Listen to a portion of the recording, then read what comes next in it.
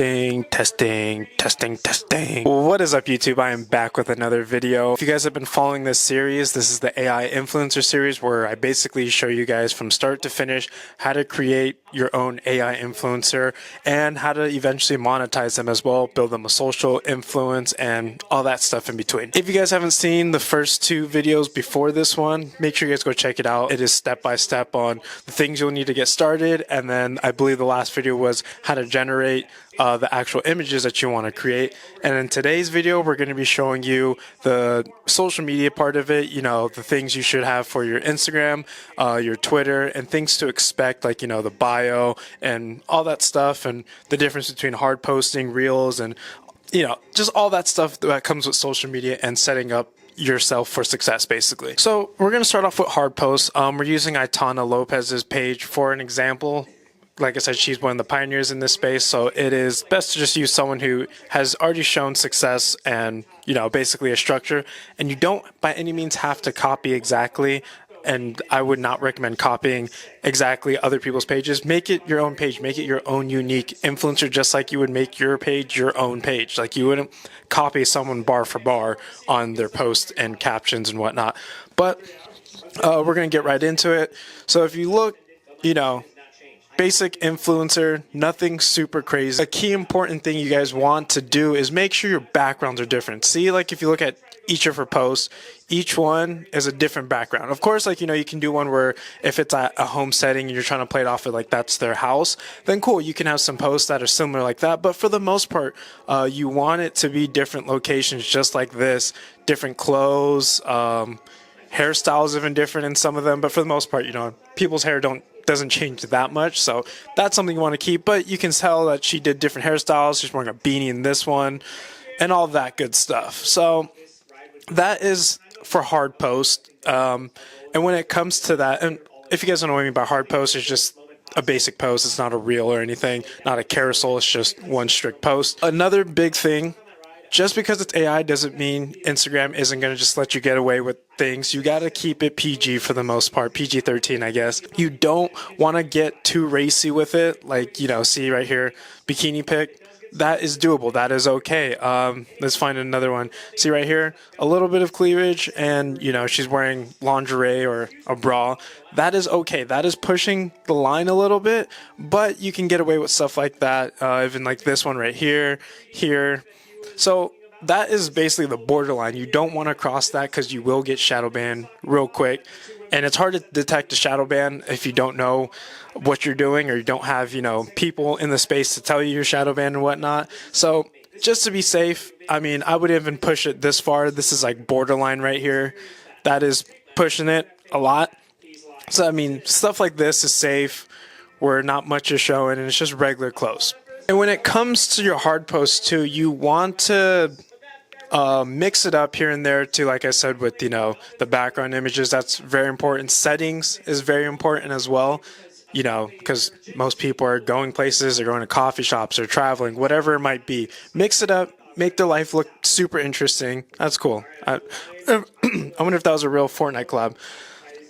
But, like, you know, see, she's doing lifestyle stuff. She's doing gym stuff. She's at home with a cat. You know, this looks like some kind of shopping, different cities, all that good stuff. And carousels, because you can post more than one image at a time, as you should know if you use Instagram. You know, don't overdo it. Like, see, you know, 3 carousels, they all are within the same range of each other. Let's see this one right here. You know, 2 images. So, you know, don't go crazy just because you can post 10, 15 doesn't mean post 10 to 15. Keep it like, I would say max 5. I believe she probably has one, like, see, yeah, this one's 4, and it's just the day.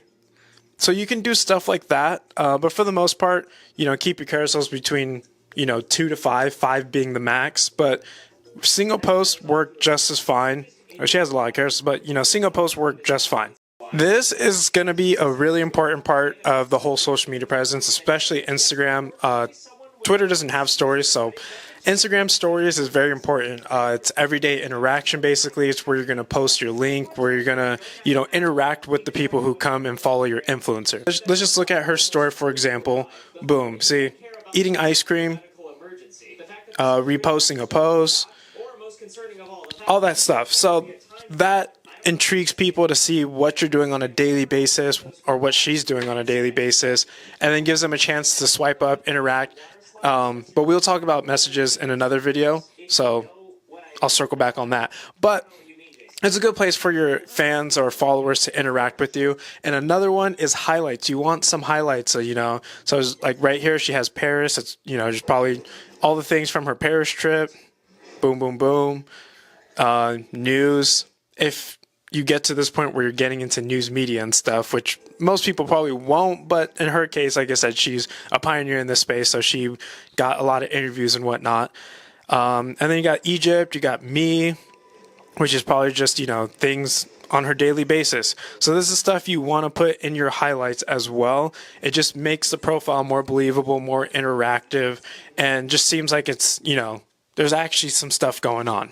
But it's also a good place to ask your followers and stuff what kind of content they want to see. You can do swipe ups, you can do not prompts, but you can do the questions, like what kind of content do you guys want to see, or, where should I travel next, stuff like that, just engagement stuff, basically. That's the most important part. So another key part to the Instagram profile is going to be your bio. What's in it, the importance of it, and things you should have in it in order to, increase engagement, basically. Not only increase engagement, but increase conversion rates to followings.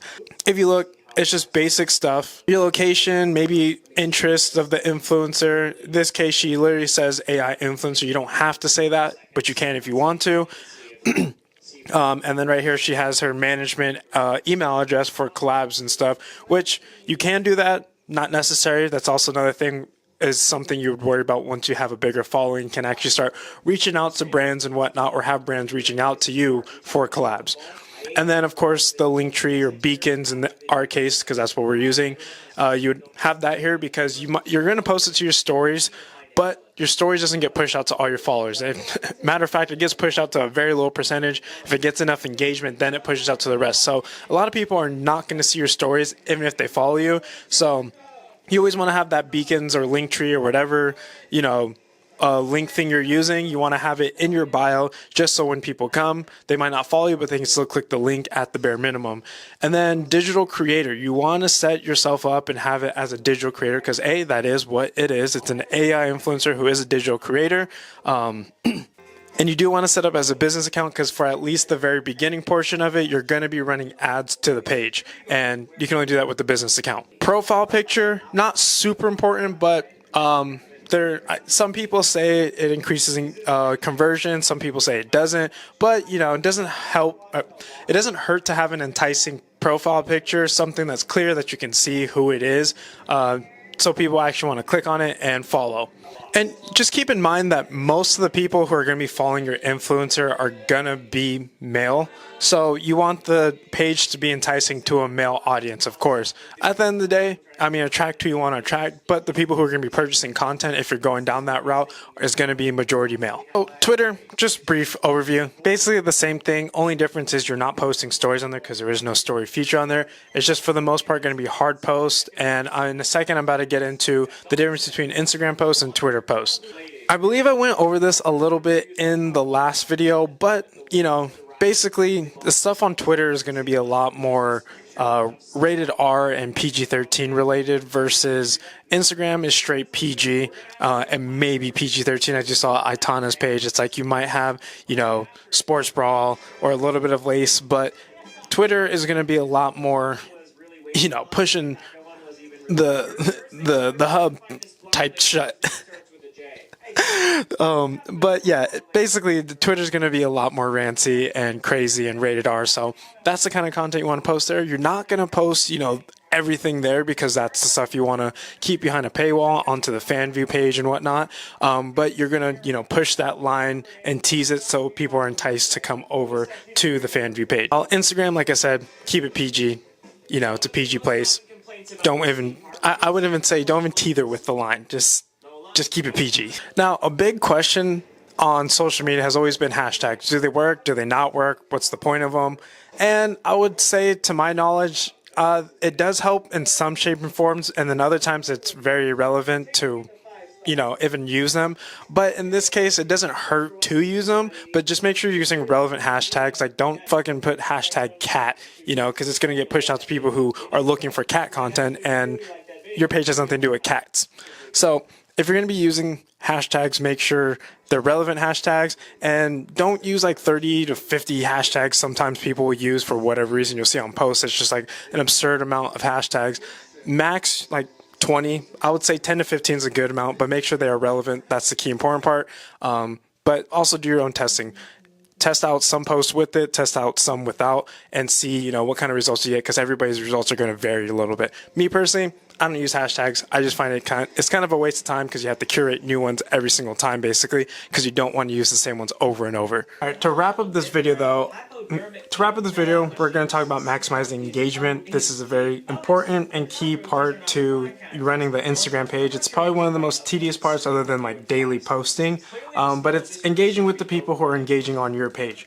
The most important part is if people are commenting, you need to comment back. It pushes out the post more, it just increases the engagement, and that's what Instagram cares about, is the more the post is getting engaged, which is liking, commenting, sharing, and reposting, stuff like that.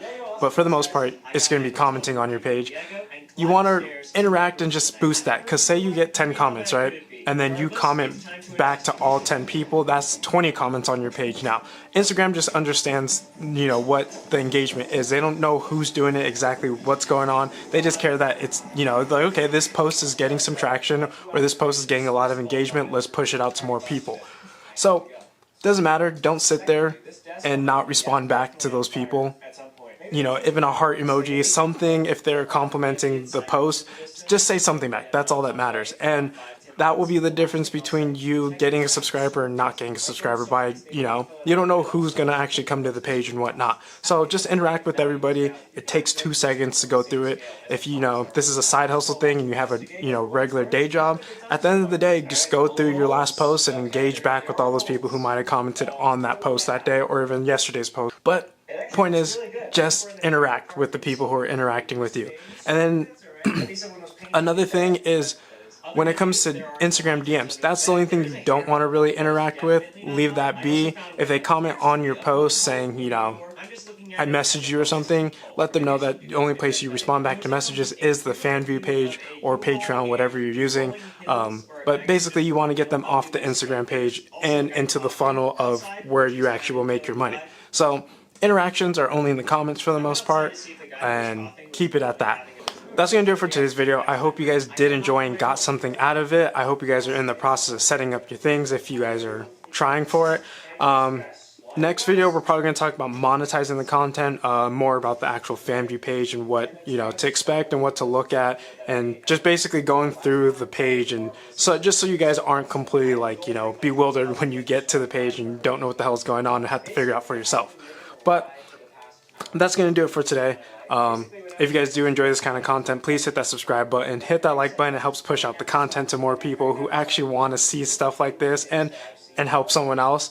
And I appreciate it a lot. But until the next video, guys, I'll catch you guys. Peace.